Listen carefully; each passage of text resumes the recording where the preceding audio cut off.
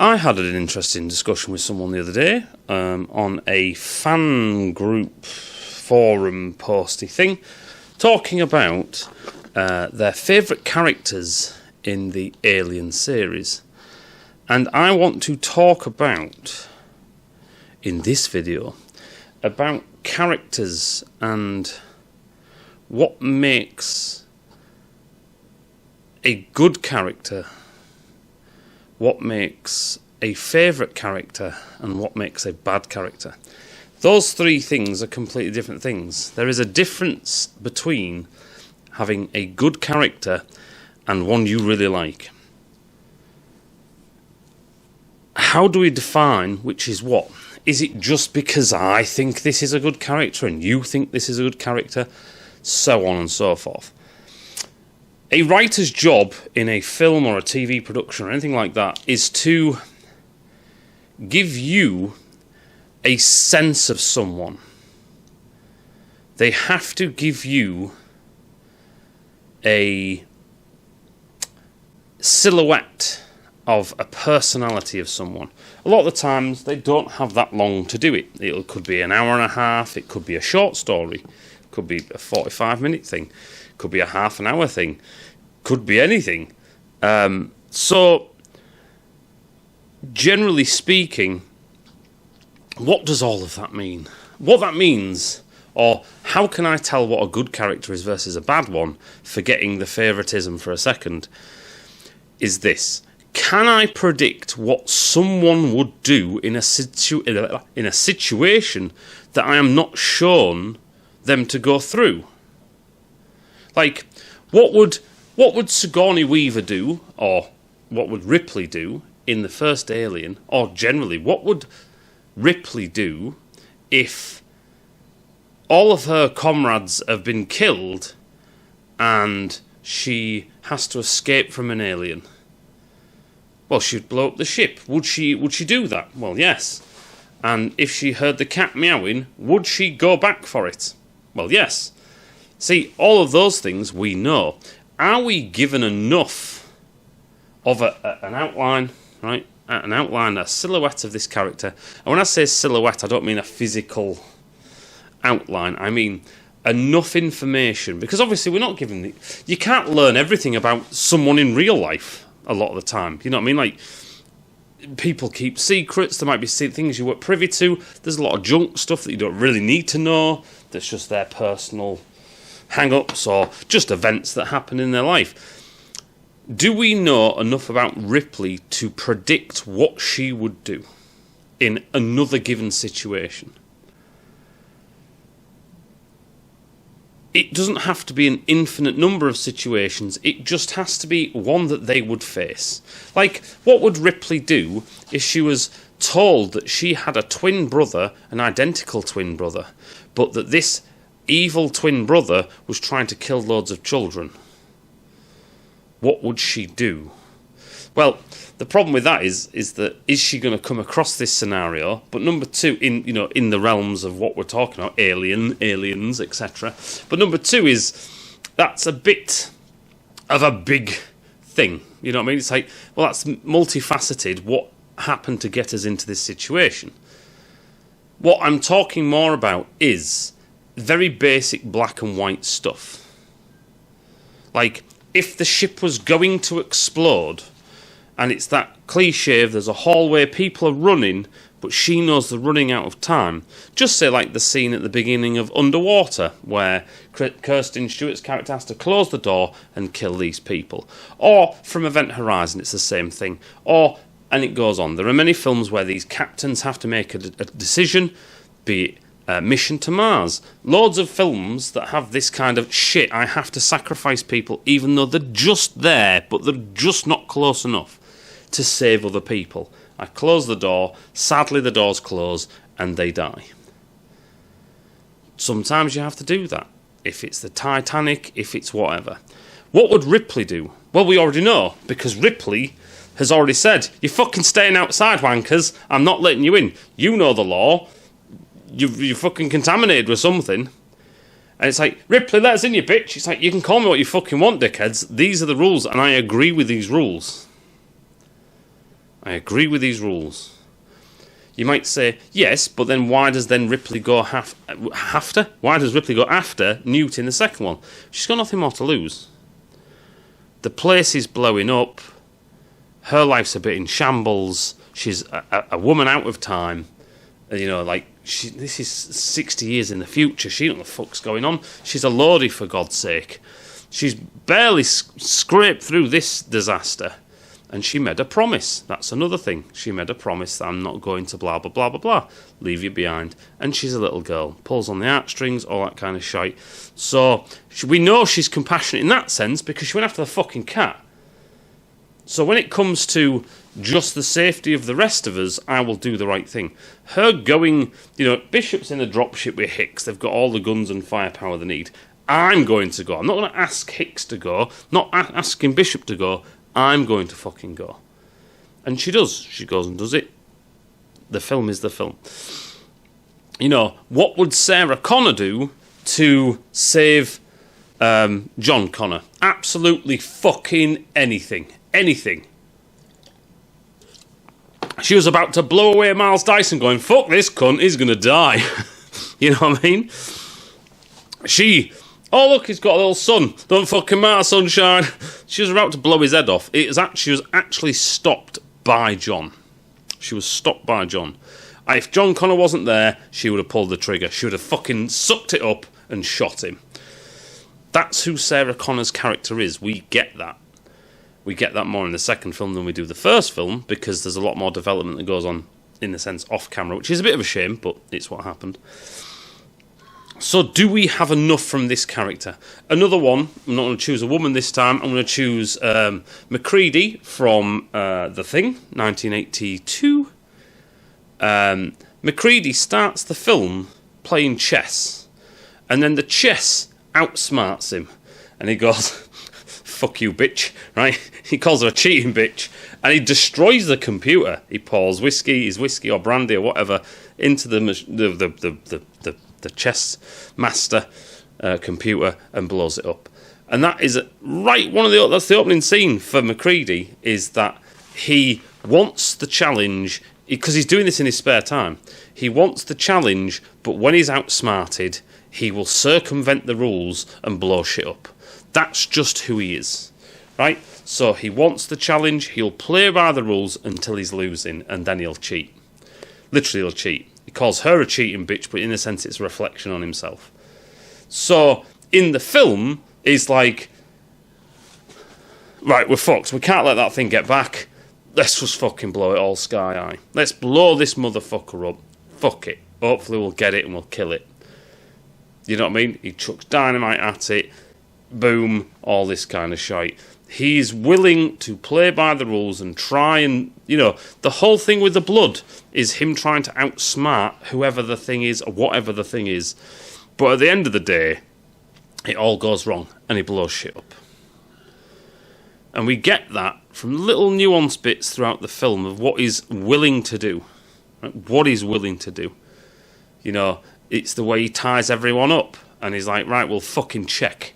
You know, he's got the dynamite in the middle of the film. Oh, you don't think I fucking will, retard? You know what I mean? He points a gun at Charles and says, I'll fucking shoot you. And he goes, no, you won't. And he cocks the gun. And then Clark, just to really hammer this home, Clark goes from him and goes, boom, have that, you bastard. He is willing, when he's pushed, he's like a cat. You push him into a corner, he will kill anybody and everybody if required.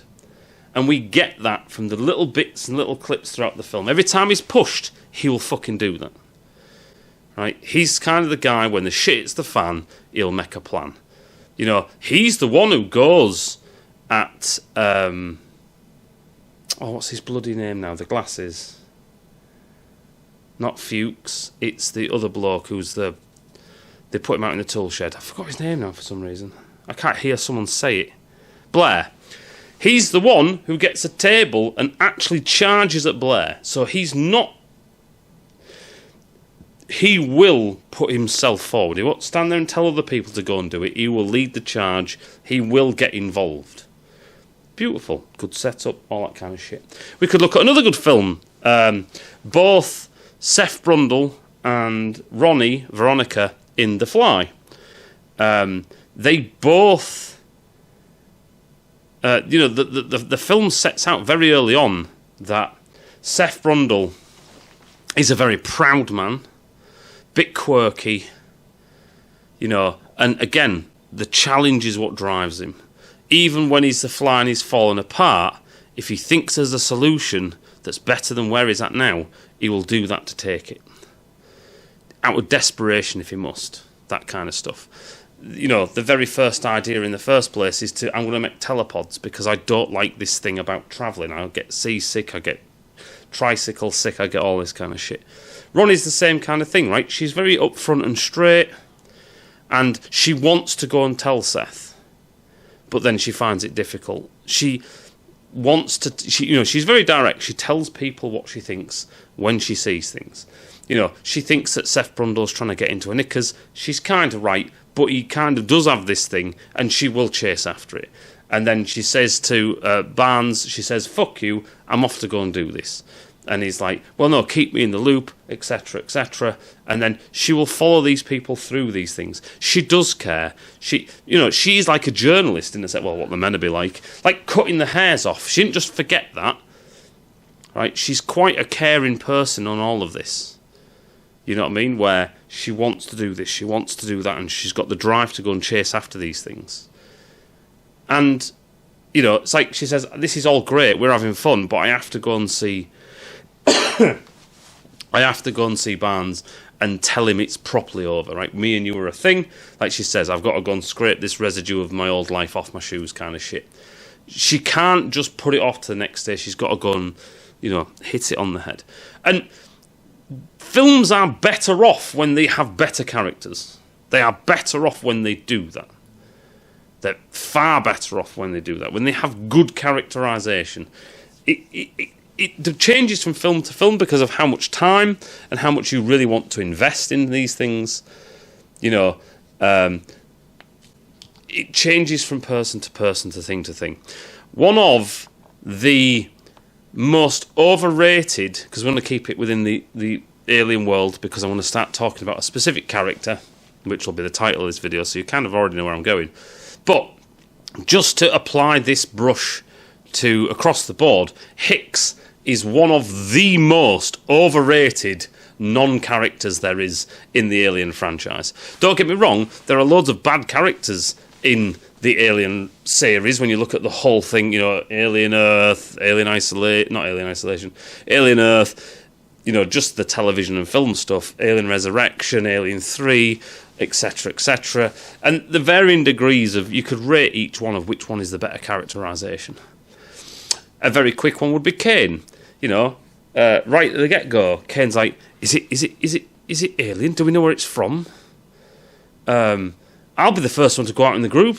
Come on, we must go on. We can't give up now. We're nearly there. Oh, look, there's a hole here. Oh, shit, I'll go up first. You got to remember, Kane's the one who goes up first. He's an adventurous little fucker who wants to go and be nosy. There's a hole. I'll be fucking straight down that cunt. Oh, my God, there's all these eggs. He falls down and he goes, fuck it, I'm here anyway. I'll go and have a look. He sticks his head in. He's an inquisitive kind of guy, and I know a load of people say Kane sticking his head in is fucking stupid. He's in a suit. What usually comes out of eggs? Babies. It is a baby. It's just fucking dangerous. But he's got a gun. He's got the laser pistol. He's in a suit. These things look like they've been here forever. They're probably dead. And he's a bit cautious. And he's like, oh, yeah. Yeah, it looks like a placenta. Probably a fucking baby. No, not this time, sunshine. But they set that up as much as they can with the limited amount of time they have. Because you can't make the first half an hour just, Kane does this, Kane does this, Kane does this, Kane does this, Kane does this, Kane does this, Kane does this, Kane does this, because you'll be like, hang about. We've talked a lot about Kane. Is he about to die anytime soon? That kind of shit. You know what I mean? You've got to kind of hide within the story what's going on. Hicks, on the other hand, Hicksy baby one more time. My favourite character's Hicks. That's favourite. He's not very good though, is he? No, what are you all talking about? Hicks is awesome. Oh, is he now? Right. Hicks wakes up. Hicks says, what exactly are we dealing with here? Hicks then goes in the dropship down to the surface and falls asleep. Hicks then goes upstairs and gets his motion tracker out and starts searching the place. Hicks then basically just stands around and smokes a lot of the time. He then goes, hold up! In the shittiest voice I've ever heard. To Drake, who just fired at a civilian. Fucking retard. And then goes, Ripley, that's it. Then Hicks goes, there's nothing back here. That's it. Then they leave the hive. Then Hicks goes, Pharaoh, do you copy? We need an evac. It's the only way to be sure. Wink, wink. Oh, okay. This is a tracker. Keep this on you. It's not like we're married. Let me show you the gun. Okay. You lot stay frosty. We can't let one of those bastards in here. He then gets injured and limps back to the dropship. Well, I say limps, carried. And it's just like, oh. And then they cut that fucking horrible bit. It's Dwayne. Ellen. Okay. Hicks is a shit character. And I don't even know how he's people's favourites. Is each their own, I know. But Hicks is a shit character. The fuck? What do you mean he's one of your favourite? Alright, cool. Of all the characters to pick, they're a bit thin on the ground, our characters in Aliens. But some of the best, not in any particular order, some of the best characters are, number 1, Burke. Burke is characterised in this film. He's a nice guy, he's this, that and the other. He's going to help. I'm here, yeah. He's that kind of guy. But then we slowly see him make excuses, say this, say that, little in-betweeny bits. Yeah, well, you know. And then he starts saying stuff like, we build this, we do this. And it's always like this admiration. It's like a slight tinge of admiration. He makes sure very much so that he keeps out of everyone's way. He likes to be the grey man, right? He likes to... It's strange that we get characterisation for Burke when he is actually actively trying to be the grey man. He's trying to not get in people's way. He's trying to say the minimum as possible. And he slowly worms his way into... It's like he knows who's wearing the trousers and then worms his way into that person's good graces. For instance, it's like... can you see the heat exchangers? And then Guam's like, so? And he's like, whoa, yeah. Because it's not just that Burke's worked it out. It's that he can see... Gorman is the dumbass, Ripley's not, and Ripley's she's a survivor. Best cling to the survivor until the last minute where I knife him. You know what I mean? Kind of shit in the back. It's the whole, yeah, she's right. Like, adios muchachos. It's all going to fucking blow up. So he's adding little bits. And you can see there's a kind of little inflection in Ripley's like, yeah, you see, I'm fucking not so stupid, am I? He then immediately helps Ripley, because that's not much to go on, but he immediately helps Ripley and stops Gorman, stop Ripley from driving. He even says, you had your chance. So Burke is siding with Ripley because of self-preservation. So we're learning something without being told it, we're being shown it. Burke is doing whatever he can to come up on top, right? So then she goes looking in the records. Burke's smoothing other stuff with Gorman. Right, he's obviously had a word about the specimens. In the background, you see, Burke's moving. He's fucking... Bishop, make sure you take them specimens back on the ship. Good man. I am Wayland Yutani. Do as you're told. I'm a human, do as you're told. Have you noticed that Burke's with Hudson looking for the PDTs? Burke wants to know the information. He's always there on everyone's shoulder just going... There's even a bit where Burke is stood there with his hand like this, or, with his arms folded, watching the map, listening intently on what the plan is. He's like this, what's going on? He wants to know. When he sees the facehuggers, he wants to know. He's a nosy bastard, but he's kind of just always makes sure that he's nosy enough. I would love there to be a film, even if it was just you're not going to make an entire film of it, but it would be cool in an alternate universe to see aliens from Burke's perspective. It'd be really, really, really cool, would that be? I actually might even do a video, about the whole thing from Burke's perspective. Go through it scene by scene, and what could be and what's possibly happening, etc., etc. But at any rate, and then there's the whole orchestrating the tubes and the gun and locked in, turning off the CCTV. It's very good at covering his tracks. It is a miracle that they weren't face-hugged. It just is. I'm not saying it's like some huge contrivedness. It is just fucking lucky that they didn't become victims of the facehuggers. Unlucky for Burke, and even then, Burke slips away.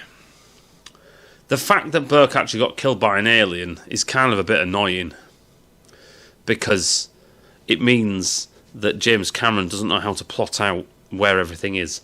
The alien just opens the door. I thought you welded them. No? Think about it. Burke loses Gorman, right?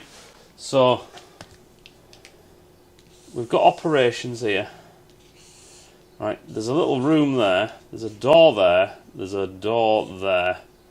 And then as far as I know, that's MedLab. There's a door there. And there's what seems to be a door here. And then a corridor that goes like that. This is the corridor here that Vasquez and Hudson are walking around with motion trackers, and it's red. Right? So they weld this door. They open fire this way, all of them. They're all here. And then there's that racking. And then Burke runs down here, locks that door. And then he goes through this door and locks that door. Now he's in medical. He backs up like this down to this door, and an alien opens this door. Opens that door behind him. Just slides it open. Why is if you're escaping to medical, why the fuck is this door not welded up? Surely that door would be welded up. So you've only got one door. However which way this goes, because I think this door's actually here. Because there's the windows that go all the way around operations. But yeah, they escape to this door, they weld that door, open fire, and maybe the racking is something like this and it's all a bit different. The fact is, she says, "Get to medical! Medical!" And they run to medical and the alien just lets itself in. And they go out of this passage, this duct, which shouldn't exist and is stupid. Or it's pointing that way. But I think it's pointing that way because the camera's looking this way. There's the door that Vasquez is welding up and they go that way. I think the map is a bit confused, and that's bad. Either I'm confused, or it's confused, or it's all just contrived nonsense so James Cameron can get his escape, which is a plot hole in the film. Besides that, I think it was a mistake to kill Burke. I think Burke should have just got away. You always bring him back later on in the series. You don't know what's going to happen. James Cameron likes to shut the door on everyone and go, "Fuck you. Let's burn Arnie, burn the chip, burn the arm, burn everything, fuck off." Now with Terminator it's alright because that's James Cameron's idea, film, everything, story, the lot, characters, everything. But Aliens is not his, which kind of really fucked me off. James Cameron can go and fucking suck a dick for all I care. Aliens is not as good as people think it is. It's really good, but it's not as good. It's not nowhere near perfect. Number 2 character is quite good, is Bishop, which is strange because he's artificial. But we get a lot of characteristics. Bishop kind of cheats a bit. And the reason why Bishop cheats is because he tells us what he can and can't do, which is a bit of a shame. Because That's kind of tell, don't show. But we don't know if we believe him yet. There's a lot of suspicion from Ripley and all the rest of it, stuff like that. Another good characterisation is Gorman, right? I know like people might be going, well, where's all the other ones? This is the problem. Gorman's a good character, right? He's not a good person, but he's a good character. Gorman is... we learn a lot about him. He's not young. He's new, he's naive, he's green. He finds it hard to get on with other people. He's not a very experienced officer. Not just in tactics and all that shit, just how to deal with new subordinates, right? He clashes with them. He gets annoyed by them, and then he punishes them after the briefing, saying, you know, you've got 7 hours to get on with all this shit. Now move it, people! It's like, oh, God, he's obviously really pissed. He's pissed off, and he's lashing out. They are insubordinate retards, but still, he should know how to handle it. Apon knows how to handle it better, but Apon's a shit officer as well. That's more factual than just if you like him. And I love Apon as a character; he's great, but that's the favouritism, not the actual. I like to see people who are flawed in films. That's the other thing, and Apon and all the Marines are incredibly flawed. I don't think there's much characterisation at all. He's almost a bad character as Apon. There's nothing really there, and when I say bad characterisation, it doesn't mean... It's almost like the scale starts at 0 and goes up to 10, right? Where Apon is a 0.5, you know what I mean? And Gorman is like a 6. It's... You know, it's about how much we get, and if we get nothing, they just appear and go hi and then die, and there's nothing there. It's just a 0. A bad character. There is negatives, but the way negatives work is when you start getting into contradictions, plot holes. When Ripley will do anything for people she thinks she can save, and then immediately goes, "Aha, fuck you! I'm in it for the money. Come on, Burke. Let's suck and fucking go and earn all the money." You'd be like, "Whoa, that's a fucking tip." That's how you become negative, but they're actual faults with the plot, right, and the character writing. But we're talking about characterizations of people, so it kind of goes from the 0 up. That's the way I look at it. Let's talk about what this video is actually about. Now I've given an absolute spiel on what characterization, or not what they are, how you can look at them. Let's talk about what I was having this massive argument about, which was David. Golden David. Michael Fassbender is a meh actor. I don't think he's the best actor. I think he's okay. I've seen him in, like, you know, the usual shit that people have seen him in. A few little abstract things. I saw him in Fish Tank, a film that most people won't have seen. He was better in that than he was in fucking Prometheus, I know that much. David is a shit character, to the point where we're getting to minus numbers. Now, this person I was talking to thinks David is an absolute gem of a character, and I tried to get him to explain why, and he said, I don't understand the film. After this long, backwards and forwards, about 35 messages each. David's a bad character because, let's just talk about David full stop. One point that this guy made up was, and he did make it up because it's not in the film, is that David hates Wayland because he treats him like a physical object, and therefore, by extension, he hates all of mankind. Where did you get that from? Let's just stop at first with Prometheus. Prometheus first, right? David was almost like a son to me, the closest I ever could have to a son, because I've got that bitch of a daughter who's hot as fuck, but David's like a son to me. Oh, David is restricted though. He can't do whatever he wants in this shit. No, he can. What are you talking about? It's not like a slave. This guy was saying David's like a slave. I was like, what do you mean he's like a slave? The fucking captain's a slave more than David is. David's got the information. David knows that Wayland is there. David freely walks around the ship. David seems to just do what the fuck ever he wants. He takes on board a alien, dangerous bioweapon, and no one seems to give a shit or even know. He starts randomly infecting people on the ship. Oh, cool. David can freely do what the fuck he wants. When they all wake up, David's already awake. He could have fucking jettisoned them all and taken that ship wherever he wants to go. It does appear that David has complete control of the vessel. A highly advanced android, super AI on legs. Nah, he seems to do fine, does David. You know what I mean? People are, David hates mankind because Wayland uses him as a toy. What are you talking about? Now, Wayland might be a bit of a prick, but David's got autonomy. He can do what the fuck he wants. He's the only person who actually does, because he's the only person that most of the time who knows what the fuck's going on.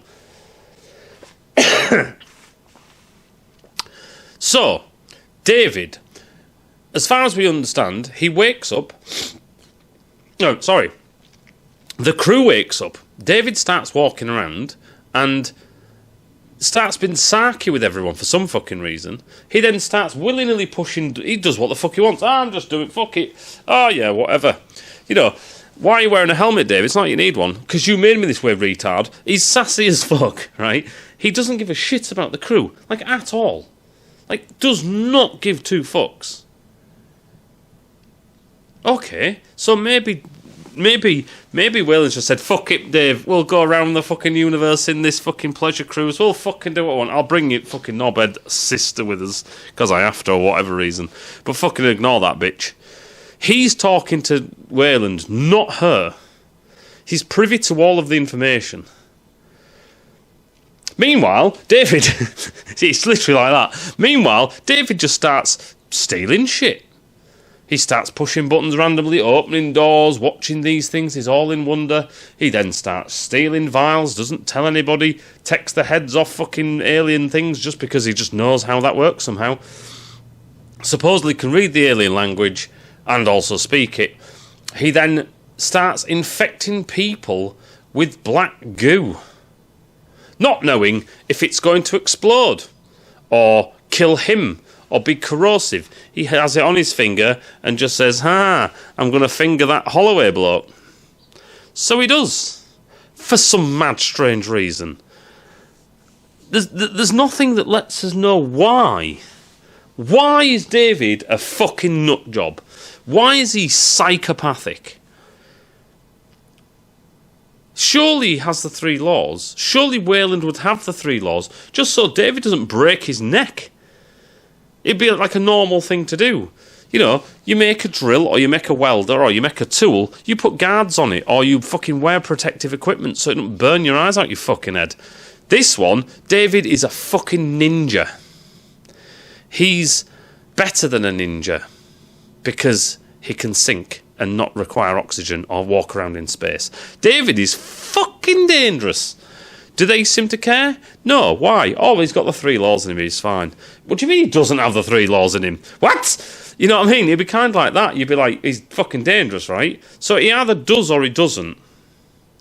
If he doesn't, that's fucking retarded and stupid. If he does, then he's breaking them.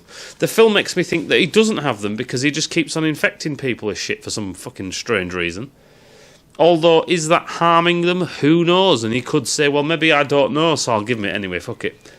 So, is he in cahoots with Wayland about infecting everyone? Don't know. Literally don't know. We don't get any of that. Ever. David then runs around the ship just doing what the fuck he wants, and then says some bullshit. David, tell him this. He doesn't do that, so he disobeys him, has his own head knocked off, pulled off and then thrown at Wayland, and then helps Shaw. That's it. So, going back to what I was saying initially about are these good characters? Is David a good character? What would David do in any scenario? Like if you gave him 6 babies and said, these are the last of the babies of mankind, what would he do? Would he just pull their heads off? Would he put them in a fucking blender? Would he try to rape them all when they grew up? Would he nurture them nurture them to believe that he's a god and then fucking sexually assault them all? Would he turn them into the first human centipede? Fucking don't know. Would he just leave them alone, or would he nurture them and raise them themselves, educate them and try and help mankind grow? I don't know. I don't fucking know. Because David doesn't make any sense. He's a psychopath with what seems like no motive. Now you might say, well, we don't know the motive. That's bad writing. That's bad writing. I'm meant to understand why Psycho David is being Psycho David. I need to understand that. It's not about being able to predict outright, but I need what David does to make sense. All of a sudden he could just fucking explode the ship. Why did he do that? Don't know. Don't know. So, then we get to cover crap. Covenant. Right? Oh, fucking Christ. This is great. David is a complete psychopath. He got his head back on his body, seemed to repair himself with her help, and then proceeded to turn her into a lasagna. Why? He found an alien species, an alien race. He could talk to them. Nah, he just black goos them all into oblivion. Right. Now he's absolutely hell-bent on destroying mankind with the alien for some reason. He wants to create. You just made this up. He wants to create. Does he? Because he's glitchy. It is literally found in the film that he's broken. He's going schizophrenic. Proper schizo this time. He can't recall who wrote what poem. His memory's degraded or whatever. That's what the film tells us. What is he doing? Why does he have hair that grows? I don't understand that bit. Why would you possibly want that? And why aren't you cutting it? And why are you cutting it now? Why did you learn how to play the flute? Why did you kill this entire race of people? What are you doing? Why don't you just interact with them and learn from them instead of nuking them? I don't understand. Why did you kill Elizabeth? And turn her into lasagna? I don't know. Oh, he's broken. Yeah, but that isn't a motive. Here's a glass. There you go. Why did you smash it? No, it doesn't matter. I'm not the... That's not what's you're following the story of the glass, right? The glass was once whole. He's now fucked.